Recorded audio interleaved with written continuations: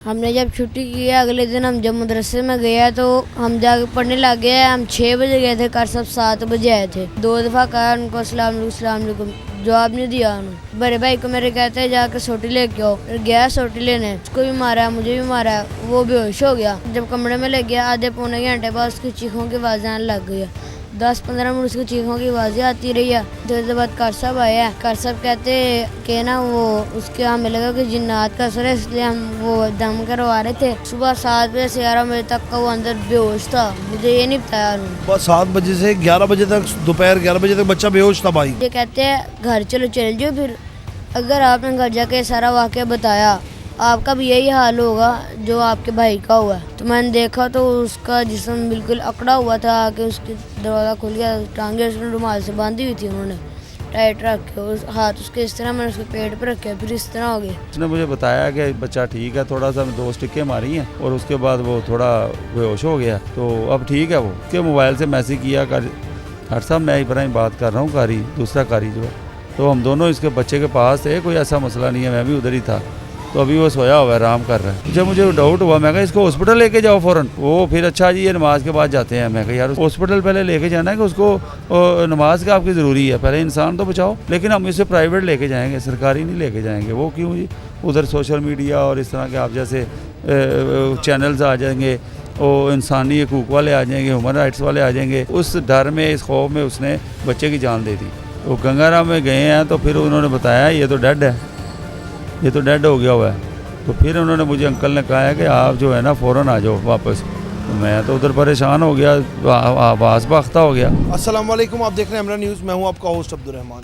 एक 13 साल बच्चे की एक गलती ये थी कि उसने एक छुट्टी कर ली अपने मदरसे से। वो गलती इतनी बड़ी हो गई कि वो उस बच्चे की जान ले गया। ये तमाम तर वाक़या क्या है जानते हैं बच्चे के जो छोटे भाई हैं मोहम्मद अशर से। अशर, क्या हुआ था जब आप लोग छुट्टी करने के बाद अगले दिन मदरसे गए थे? हमने जब छुट्टी की है अगले दिन हम जब मदरसे में गया तो हम जाके पढ़ने लग गए। हम 6 बजे गए थे, कर सब 7 बजे आए थे।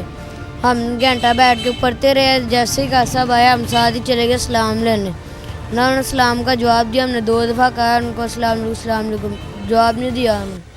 तो बड़े भाई को मेरे कहते हैं जाकर सोटी लेके आओ, वो डर गया, नहीं गया।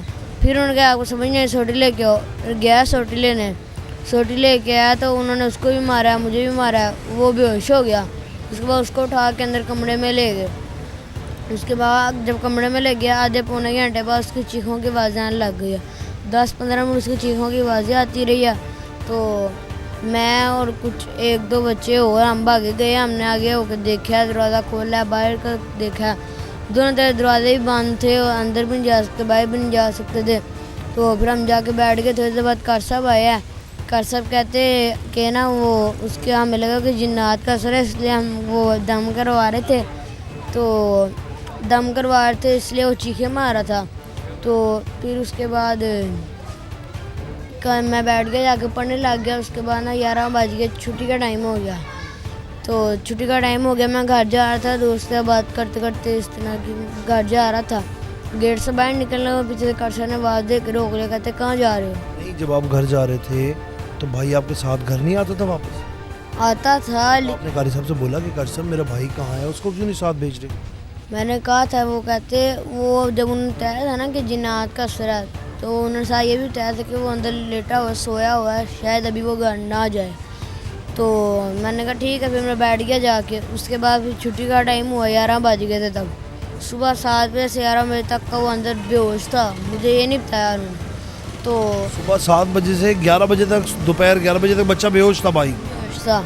तो मैं घर जा रहा हूँ, मुझे उन्होंने नहीं बताया। उन्होंने मुझे कहते हैं घर चलो चल जाओ, फिर अगर आपने घर जाके सारा वाक़या बताया आपका भी यही हाल होगा जो आपके भाई का हुआ। अपने घर जाके भाई ये कह देना कि वो नात की तैयारी कर रहा है। तो मैंने फिर इस तरह कह दिया। फिर मैं जल्दी आ गया वापस। तो मैंने देखा तो उसका जिस्म बिल्कुल अकड़ा हुआ था कि उसकी दरवाज़ा खुल गया, टांगे उसने रुमाल से बांधी हुई थी उन्होंने टाइट रख के, उस हाथ उसके इस तरह मैंने उसके पेट पर रखे, फिर इस तरह हो गए। तो उसके बाद कार साहब आ गए ऊपर से। कहते क्या कर रहे हो यहाँ पे? मैं कार साहब मैं उसको भाई को देखने आया था अपने। कार साहब कहते आपको किसने के अंदर आओ? मैं कार साहब दरवाज़ा खुला था, मैं कहा देख लो। तो मैंने उनको बताया कि ये देखिए इसके तो हाथ सारे, तो जिसम उसका ठंडा हुआ है, अकड़ा हुआ है बिल्कुल। तो ना ये हिल रहा है, ना कोई बात सुन रहा है। मैं उसको आवाज़ भी दी थी ना, बात सुन रहा है, उसको जवाब भी नहीं दे रहा। तो कैसा कहते जाओ आप जाके बैठ के पढ़ो, डॉक्टर को बुलाया, वो आके देख लेता है। तो मैं बैठ के जाके पढ़ने लग गया। डॉक्टर आया, उसने ड्रिप लगा दिया। ड्रिप लगी, असर की नमाज तक ड्रिप चलती रही। उसने कहा जब ड्रिप ख़त्म होगी होश आ जाएगी। तो ड्रिप ख़त्म हो गया, फिर भी नहीं होश आई। असर की नमाज का टाइम हो गया, असर की नमाज पढ़ी, उसके बाद हॉस्पिटल ले गए उसको रिक्शा में उठा के। उसके बाद उसको हॉस्पिटल ले गया और आपको भी साथ लेके गए, आपको घर भेज दिया? मुझे उधर मदरसे में ही छोड़ के गए थे, कहते आप मदरसे में ही रहो। तो आप घर नहीं आए बताने अम्मी को, बाबा को, किसी को? वो भी हॉस्पिटल गए थे। बाबा मेरे दुबई थे, वो अम्मी वगैरह। बाबा दुबई में थे आप? हाँ जी। तो वहाँ से उन्होंने उनको फ़ोन किया था, तो वो भी घर वाले भी सारे मदरसे चले, वो हॉस्पिटल चले गए थे। और कारी साहब खुद कहाँ थे? सब साथ ले गए थे उसको। कारी साहब साथ लेके गए? हाँ जी। तो कारी साहब भागे नहीं मदरसे से मारने के बाद भाई को? सब हॉस्पिटल ले गए थे, उसके आगे मुझे नहीं पता क्या हुआ। ये एक जो वाक़या था, तमाम तर छोटा भाई है अशर, उसने बताया कि कैसे उसके बड़े भाई को तशद्दुद किया। सिर्फ बच्चे की महज ये गलती थी कि उसने एक दिन छुट्टी कर ली और एक दिन छुट्टी उसकी जान का वबाल जान बन गया। तो उसके वालिद साहब जो हैं वो भी अशर के मौजूद हैं। वो दुबई से आए, क्या वाक़या हुआ, उनको कैसे पता लगा, उनके वालिद साहब से भी जानते हैं, जानने की कोशिश करते हैं। हालांकि ये हालात तो नहीं होते कि माँ बाप का जो दर्द होता है, जो दुख होता है, वो किस कदर होता है हम बयान नहीं कर सकते। लेकिन उसके वालिद साहब से जानने की कोशिश करेंगे कि किस तरह उन्हें पता लगा ये जो अफसोसनाक वाक़या हुआ था। हमारे साथ मोहम्मद अनस और आशिर के वालिद साहब मौजूद हैं, तो इनसे जानते हैं कि आपको कैसे इत्तला मिली, कैसे पता लगा? आप तो दुबई में थे खुद। जी, मुझे इस तरह पता चला है कि मुझे कारी साहब जो है ना वो मुझे तकरीबन ये 7:30 का वाक़या और मुझे 12:45 बजे पता मैसेज कर रहे हैं, कॉल कर रहे हैं कि यार आपका क्या हाल है, ठीक है और खैरियत से हैं। इतना बड़ा वाक़या हो चुका है अंदर, लेकिन मुझे फ्रेंडली मूड में बात कर रहे हैं। तबीयत से ठीक है आपकी, दुबई में सब खैरियत है? मैं ठीक है। तो आपका यार वो वैसे ही फ़ोन किया था, मैं कहा हुक्म ऑर्डर करें, खैरियत है? नहीं वैसे ही। मैंने कहा चलो गपशप लगाते हैं। मैं कहा चलो ठीक है। कहते हैं वो यार वो मैंने बताना था कि इससे पहले भी कभी कारी साहब आपको फ़ोन करते रहे हैं इस वाक़े से पहले से हाल हवाल करने के लिए? नहीं, मुझे उन्होंने कभी कॉल नहीं की, मैंने ही उनको कॉल किया हमेशा कि बच्चे का क्या हालात हैं, बच्चा ठीक चल रहा है? हाँ जी अल्हम्दुलिल्लाह, बड़ा अच्छा ब्रिलियंट बच्चा आपका, आपको ज़रूरत नहीं है इसके बाद मतलब फ़िक्रमंद होने की, कोई ऐसी टेंशन नहीं है, आपका बेटा बहुत ब्रिलियंट है। ये हमारे अच्छे बच्चों में इसकी रैंकिंग में है, 97-98% मार्क्स ले रहा है। मैं वीकली उनको जब इधर था तो मैं दूसरे तीसरे दिन या वीकली उनके पास मिलता था, मुलाकात करता था, बच्चे का खुद सबक सुनता था, बाकायदा उसको मैं जो है ना फॉलो अप रखता था उसका। ये नहीं है कि मैंने उसको ऐसे ही छोड़ा हुआ। तो इस वजह से जो है ना वो बच्चा माशाल्लाह वो ट्रैक पे चढ़ा हुआ था। तो बहरहाल उसने मुझे बताया कि बच्चा ठीक है, थोड़ा सा 2 स्टिकें मारी हैं और उसके बाद वो थोड़ा बेहोश हो गया। तो अब ठीक है वो, वैसे मैं ऐसे बिल्कुल ठीक है, वो कोई मसला नहीं, घबराना नहीं है, ऐसे परेशान ना हो जाना। मैं कहा चलो ठीक है। और दूसरा कारी जो है वो भी पास था उसने उसके मोबाइल से मैसेज किया, डॉक्टर साहब मैं इब्राहिम बात कर रहा हूँ, कारी दूसरा कारी जो है। तो हम दोनों इसके बच्चे के पास थे, कोई ऐसा मसला नहीं है, मैं भी उधर ही था। तो अभी वो सोया हुआ है, आराम कर रहा है। तो इस तरह मुझे मुतमिन कर रहे हैं, ठीक है। फिर मैंने कोई आधे घंटे बाद बात की है, तो फिर बात की है तो फिर पता चला नहीं अभी वो खराटे ले रहा है, वो सो रहा है, ये भी बता रहे हैं खराटे ले रहा है, आवाज़ें आ रही हैं हमें। डॉक्टर को मैं चेक करवाया, उन्होंने उसको ड्रिप भी लगाई है थोड़ी सी, थोड़ा ब्लड प्रेशर का मसला था, अब ठीक है, वो कोई मसला नहीं है, वो ऐसे ही उसने ड्रिप लगा दी। तो डॉक्टर आया था, मैं कहा चलो ठीक है। तो फिर मुझे जाके आराम सुकून हो गया। मैं कहा चलो पूछता हूँ, असर का टाइम हुआ है 4:45 का। मैं कहा यार पता करूँ, 4:45 में मैं कहा मैं चलो उन्होंने से बात करता हूँ, मुझे तो उससे हलवाई करता हूँ। तो वो फिर भी कह रहा है जी वो ऐसे है वैसे है, अभी बस थोड़ा सा उठने लगा है, कभी उठता है कभी सो जाता है, ऐसे है। मैं कहा चलो, मैं कहा यार तुम सुबह का ये ड्रामा ये बात चल रही है और आप मुझे अभी कुछ उससे मेरी बात क्यों नहीं करवा रहे? जब मुझे डाउट हुआ मैं कहा इसको हॉस्पिटल लेके जाओ फ़ौरन।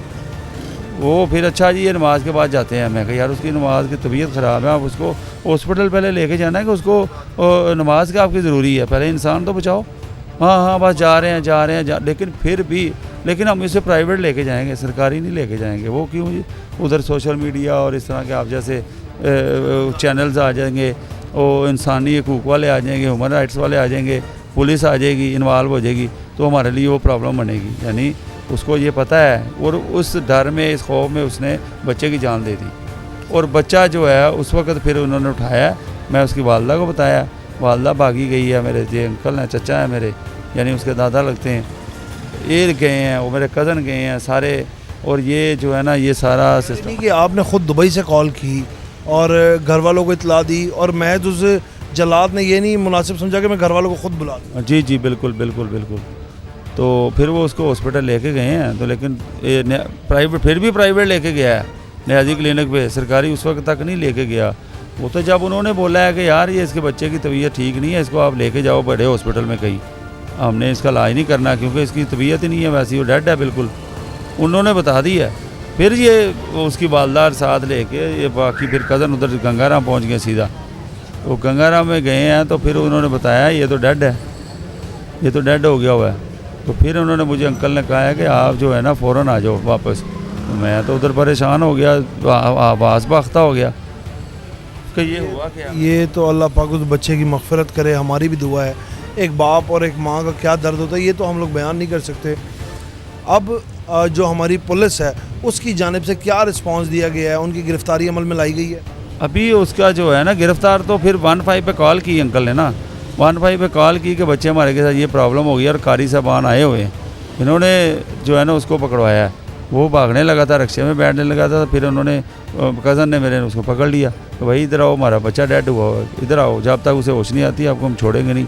तो फिर डॉक्टर से पूछा, उसने बोला इसके तो हालत बहुत ख़राब है, इसके चांस नहीं है बचने के। तो फिर वो जो है ना पुलिस वालों ने उनको गिरफ़्तार कर लिया। तो जब उनको गिरफ्तार करके थाने ले गए, अब उन पे कत्ल के तहत मुकदमा दर्ज करवाए जाए। उसके कत्ल के तहत मुकदमा तय होगा 302, जो कि उन्होंने डीएसपी साहब ने और एसपी साहब ने यकीन दिलाया। तो इंशाल्लाह इनको जो है ना 302 ही लगेगी इस पर, इसकी दूसरी राय नहीं है। पहले तशद्दुद किया फिर 324 लगी थी, अब ये 302 में जाएगा अंदर और ये बच्चा जो है ना फौत हो गया। ये अल्लाह पाक उसकी मग़फ़िरत करे। आपका शुक्रिया। जैसे कि हमने उनके वालिद साहब का भी मौक़िफ़ सुना, वो मासूम बच्चा था, उसने महज एक छुट्टी की थी। लेकिन हमारे माशरे में क्या, हर माशरे में उस्ताद को रूहानी बाप का रुतबा दिया गया, रूहानी बाप का दर्जा दिया गया।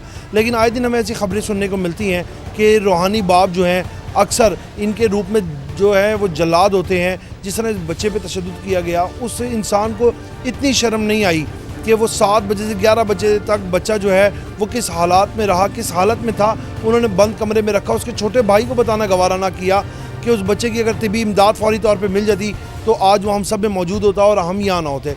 ऐसे लोगों को सख्त से सख्त सज़ा मिलनी चाहिए। इसी के साथ आप अपने मेज़बान को इजाज़त दें, आपसे फिर मुलाकात होगी एक नई स्टोरी के साथ। तब तक के लिए अल्लाह ने के बाद।